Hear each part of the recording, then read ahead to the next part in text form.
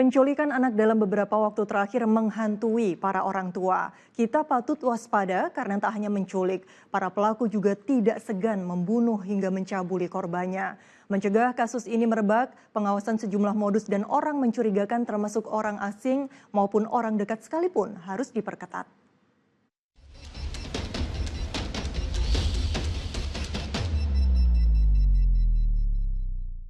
Ada penemuan mayat nih.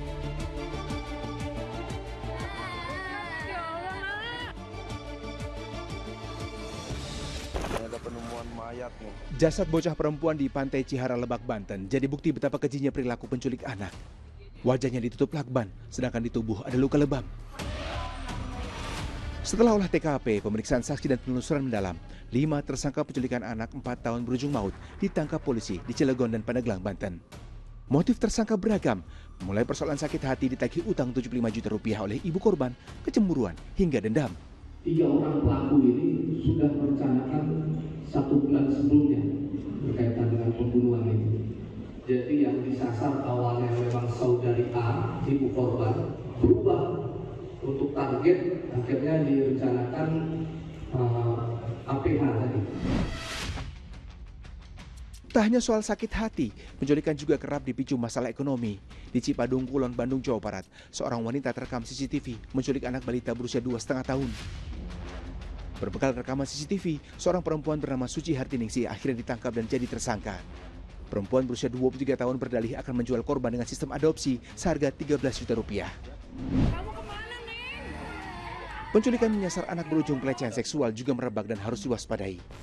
Di Tangerang Selatan, Banten misalnya, pria berjaket ojek daring mengiming-imingi anak laki-laki dengan uang Rp20.000 di Jalan Pesantren Sepong Utara. Tersangka pria 49 tahun yang ditangkap mengakui menculik dan mengancam hingga melakukan tindak asusila pada korban. Masih di Tangerang Selatan, siswi kelas 3 SD diculik saat pulang sekolah. Korbannya ditipu dengan alasan menjenguk ibunya di rumah sakit, justru diajak keliling hingga dicabuli. Tersangka yang merupakan residivis pencabulan akhirnya ditangkap. Terungkap sedikitnya 3 korban siswi SD yang diculik dan dilecehkan dengan modus serupa. Dan sedari awal, tersangka DG ini sudah ada niat jahat untuk menyalurkan hasrat biologisnya. Kemudian tersangka berupaya mencari anak korban sekolah dasar yang baru pulang sekolah sore hari, untuk dijadikan target oleh tersangka menyalurkan hasrat biologisnya.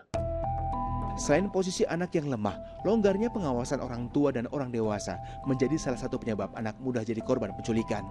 Di tempat yang memang sangat ramai sekali atau di tempat publik itu, dan mereka tidak tidak diiringi oleh orang tua atau bahkan orang-orang yang memang lebih dewasa daripadanya.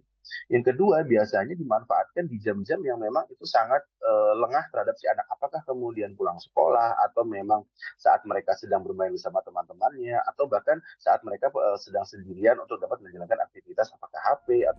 Demi meminimalisir peluang penculikan, setiap anak wajib mendapat informasi, modus penculikan, hingga ciri orang-orang yang mencurigakan. Adalah ciri-ciri pelaku adalah saat mereka memanipulasi atau kemudian mengiming-imingi sesuatu terhadap si anak. Apakah kemudian dalam konteks uang, atau kemudian dalam konteks barang, atau kemudian dijanjikan sesuatu yang memang itu secara akal mungkin masuk, tapi kemudian secara pemenuhan itu seharusnya segera dapat ditolak.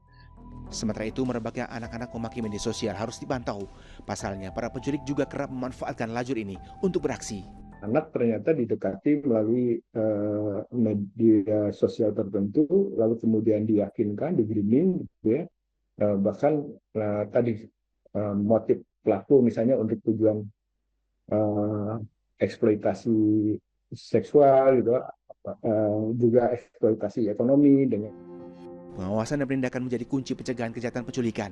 Selain peran pemerintah dengan hukum dan pemberian efek jera maksimal, optimalkan peran orang tua, pihak sekolah hingga lingkungan. Selalu awasi penjemputan saat pulang sekolah, pantau anak sampai rumah sesuai jamnya, dan kenali siapa saja yang berinteraksi dengan si buah hati. Tim Liputan melaporkan.